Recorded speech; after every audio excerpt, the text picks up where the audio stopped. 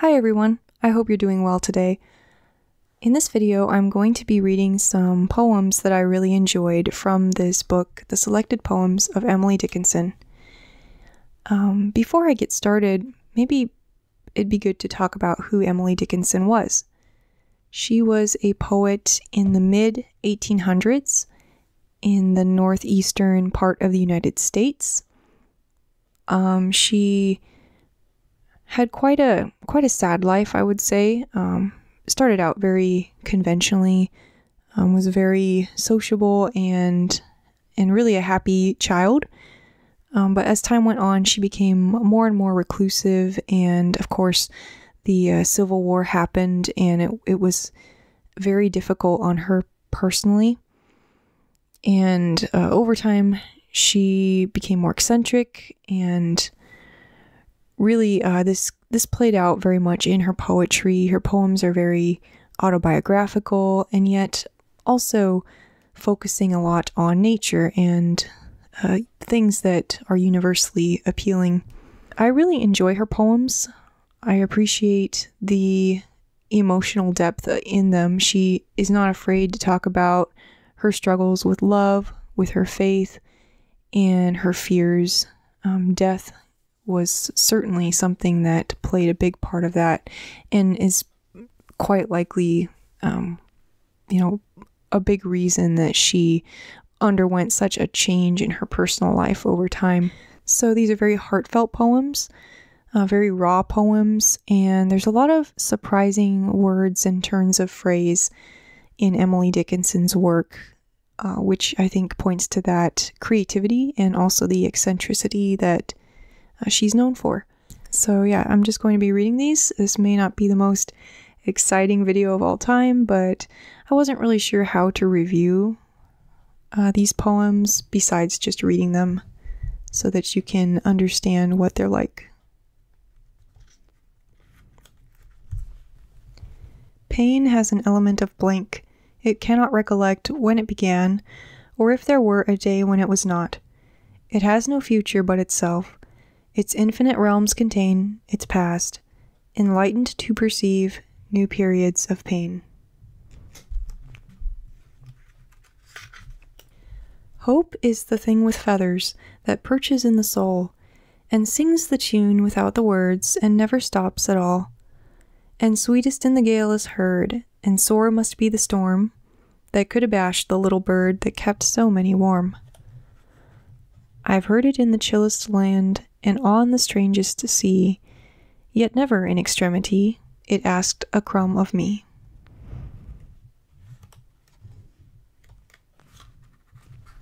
There is no frigate like a book to take us lands away, nor any coursers like a page of prancing poetry.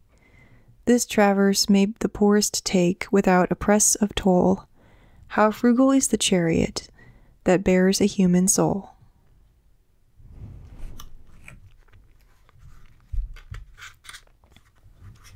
I dreaded that first robin so, but he is mastered now, and I'm accustomed to him grown.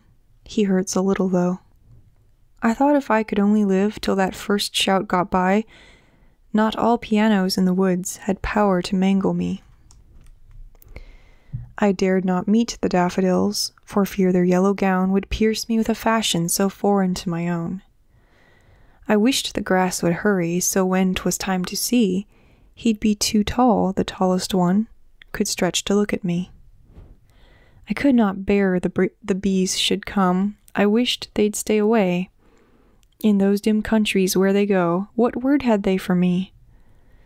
They're here, though. Not a creature failed, no blossom stayed away. In gentle deference to me, the queen of cavalry. Each one salutes me as he goes, and I my childish plumes lift in bereaved acknowledgment of their unthinking drums. I like some of the imagery she uses in here, like pianos in the woods, and the daffodils. You think of daffodils as being happy and joyful, but she sees them as threats in this stanza here. Birds and flowers and bees and things really do figure recurringly in her poems. But it's interesting in this poem how she has taken things that she loves and shown how it can make you feel both ways. Like sometimes you're happy and sometimes it makes you sad. I really like that poem because of that. The wind begun to rock the grass with threatening tunes, and lo, he flung a menace at the earth, a menace at the sky. The leaves unhooked themselves from trees and started all abroad. The dust did scoop itself like hands and throw away the road. The wagons quickened on the streets, the thunder hurried slow. The lightning showed a yellow beak and then a livid claw. The birds put up the bars to nests, the cattle fled to barns. There came one drop of giant rain, and then, as if the hands that held the dams had parted hold, the waters wrecked the sky, but overlooked my father's house, just quartering a tree. I like this one. It's super short, but it's really good. To make a prairie, it takes a clover and one bee, and reverie. The reverie alone will do, if bees are few.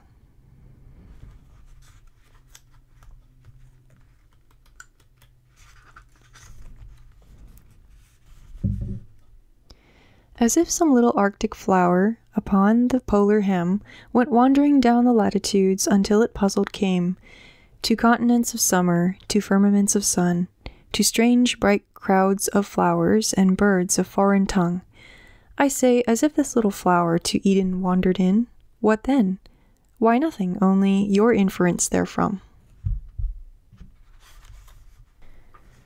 I years had been from home, and now before the door I dared not open, lest a face I never saw before stare vacant into mine, and ask my business there. My business? Just a life I left. Was such still dwelling there? I fumbled at my nerve, I scanned the windows near. The silence like an ocean rolled and broke against my ear.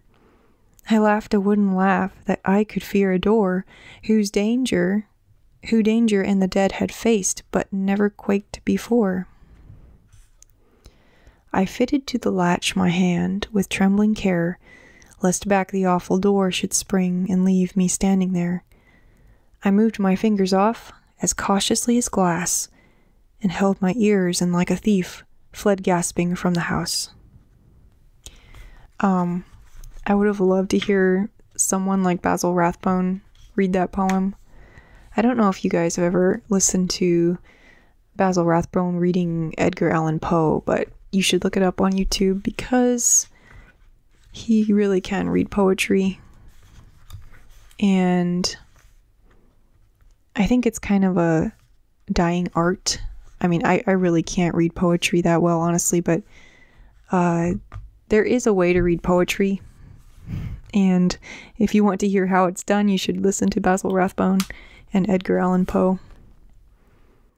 I died for beauty, but was scarce adjusted in the tomb, when one who died for truth was lain in an adjoining room.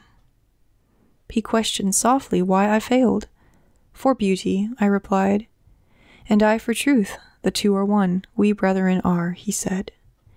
And so as kinsmen met a night, we talked between the rooms, until the moss had reached our lips and covered up our names.